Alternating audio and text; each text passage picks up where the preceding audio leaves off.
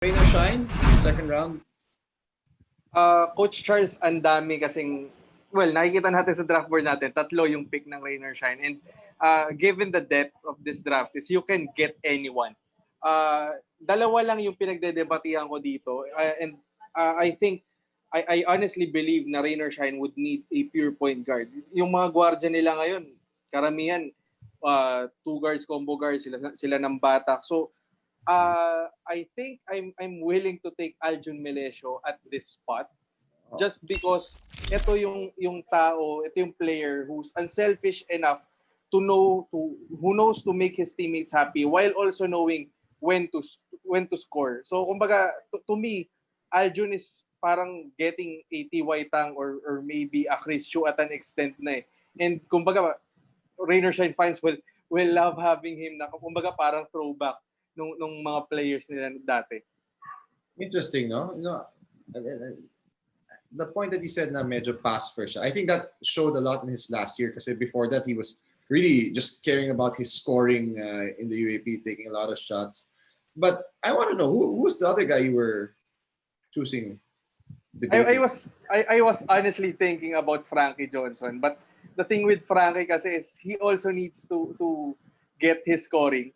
Na to me medyo repetitive when you have guys like Ray ng Batak in your team. So I decided it's better siguro. It's a better fit if I take Aljun first. And may Jeremiah Gray ka na based on our first one. Don't worry, yung Frankie Johnson, tingin ko, may dalawang pick pa si Coach Anton. Baka ma-pick sa isa. But Coach Pao, you were giving 2 thumbs up to that Aljun Melesio pick. Why is that? You mentioned it already, Coach Charles, about his development and how his game has matured over the last year.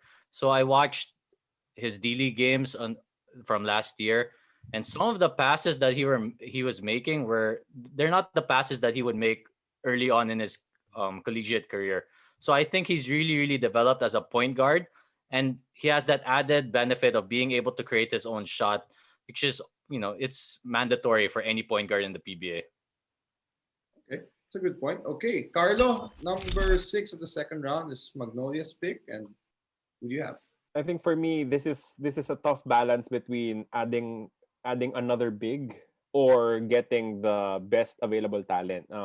Since I'm okay with getting Santillan to shore up my forward rotation, I would have to get yung player na hindi pinili ni Dolph in that pick. I'm getting Frankie Johnson. I think he's talented enough to be a decent scorer, an off the bench scorer in the PBA. If they can, give him that Peter June Simon role, just go in as a 6-man and shoot. Yun lang yung kailangan niyang gawin. I think it would be an effective pick for Magnolia at this spot. So hindi pa sila surplus sa guards with Panchero, Di, Baroka, Halalon? Yeah, in terms of 1 and 2s. But again, it's a balance between, is the big you're getting worth it at this point, or should you just get the best available talent? That's what led me to pick itong si Frankie Johnson. Coach Anton, what can you say about this pick? Buti nilang pinik mo. Yun ang masasabi ko. Bakit? Kasi kung hindi, ikukunin mo sana sa... Hindi, asarin mo na naman ako, Charles eh. Because I was gonna pick him. I was next gonna pick. I was gonna pick him, but good. Okay. Since you're next, might as well. So who is your pick now?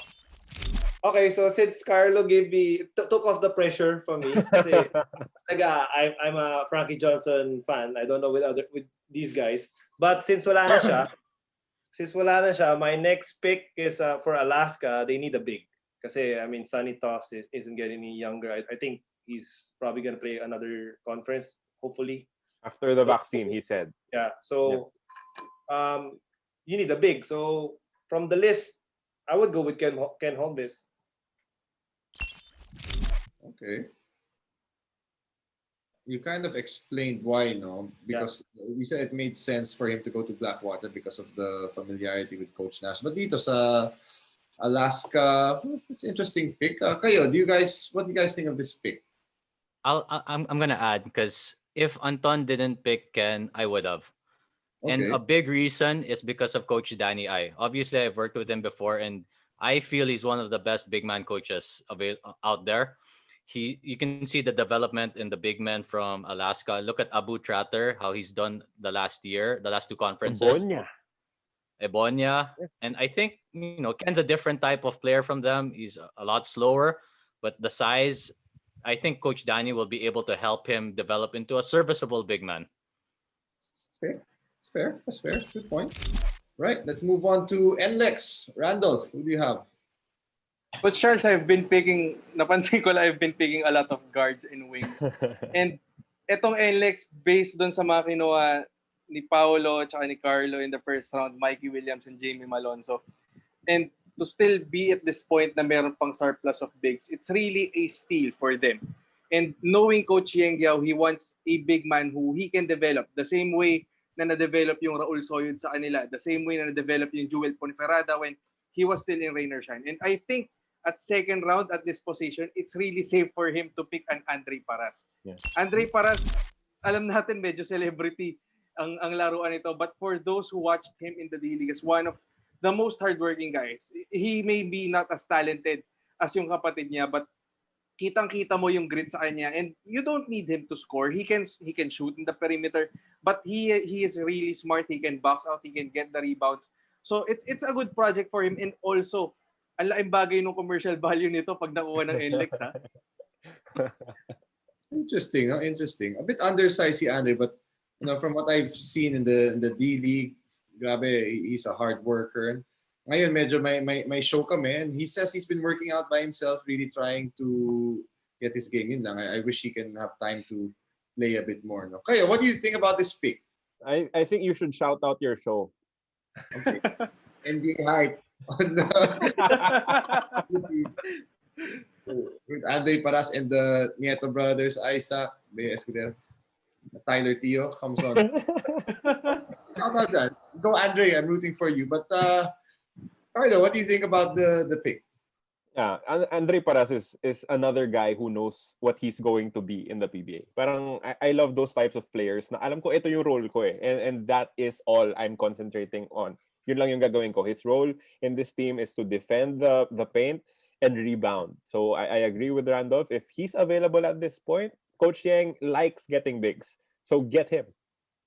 Okay, that's fair.